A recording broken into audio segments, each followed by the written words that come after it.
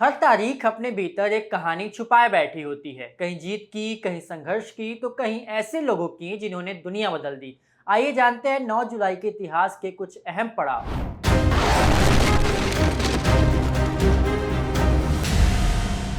नमस्कार, मैं हूं पुष्पेश राय और आप देख रहे हैं बोले भारत का खास शो आज का इतिहास। सबसे पहले बात भारतीय सिनेमा के उस कलाकार की जिसने कम फिल्में बनाई लेकिन हर फिल्म को अमर बना दिया। आज ही के दिन 9 जुलाई 1925 को भारतीय सिनेमा के महान अभिनेता, निर्देशक और निर्माता गुरुदत्त का जन्म हुआ था।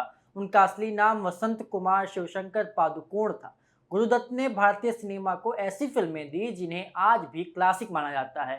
प्यासा, कागज के फूल, साहिब बीबी और गुलाम और चौदहवीं का चांद जैसी फिल्मों ने उन्हें अमर बना दिया। उनकी फिल्मों की खासियत सिर्फ कहानी नहीं बल्कि कैमरा एंगल, लाइटिंग, संगीत और भावनाओं की गहराई थी। आज भी फिल्म संस्थानों में उनके फिल्मों का अध्ययन किया जाता है और उन्हें भारतीय सिनेमा के सबसे दूरदर्शी फिल्मकारों में गिना जाता है। अब बात एक ऐसे अभिनेता की जिन्हें अभिनय का विश्वविद्यालय कहा जाता है। 9 जुलाई 1938 को हिंदी सिनेमा के दमदार अभिनेता संजीव कुमार का भी जन्म हुआ था। उनका असली नाम हरिभाई जरीवाला था। उन्होंने अपने अभिनय से हर तरफ के किरदारों को जीवंत बना दिया। महज 37 साल की उम्र में फिल्म शोले में ठाकुर बलदेव सिंह का यादगार किरदार निभाकर उन्होंने साबित कर दिया कि अभिनय उम्र का मोहताज नहीं होता। आंधी, कोशिश, अंगूर, मौसम, नया दिन, नई रात और शतरंज के खिलाड़ी जैसे फिल्मों में उनकी अदाकारी आज भी मिसाल मानी जाती है। उन्हें 2 बार राष्ट्रीय फिल्म पुरस्कार से सम्मानित किया गया।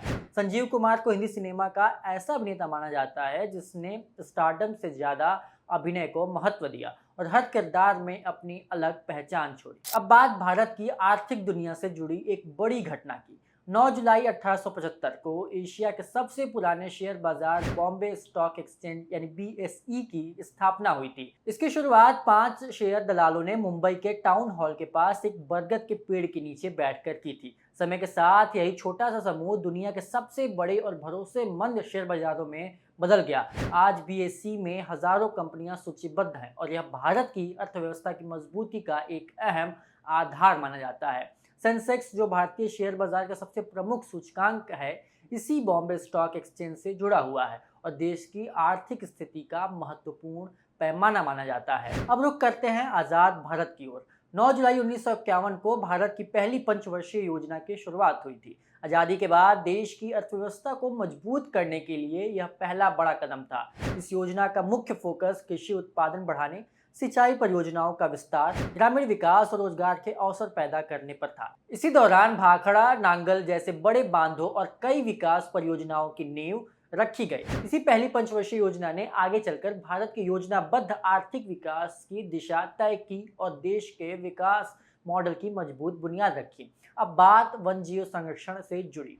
9 जुलाई 1969 को भारतीय वन्यजीव बोर्ड ने शेर को देश का राष्ट्रीय पशु घोषित किया था। हालांकि बाद में 1973 में बाघ संरक्षण अभियान शुरू होने के बाद बाघ को भारत का राष्ट्रीय पशु बना दिया गया। और अब बात दुनिया के इतिहास की। 9 जुलाई 1816 को अर्जेंटीना ने स्पेन से अपनी स्वतंत्रता की घोषणा की थी। लंबे संघर्ष के बाद मिली इस आज़ादी ने पूरे दक्षिण अमेरिका में स्वतंत्रता आंदोलन को नई ताकत दी। आज भी 9 जुलाई अर्जेंटीना में राष्ट्रीय दिवस के रूप में मनाया जाता है। तो ये थी 9 जुलाई से जुड़ी इतिहास की कुछ महत्वपूर्ण घटनाएं। अगर आपको हमारा आज का इतिहास पसंद आया हो तो वीडियो को लाइक करें, शेयर करें और बोले भारत को सब्सक्राइब करना ना भूलें। मिलते हैं कल। नमस्कार।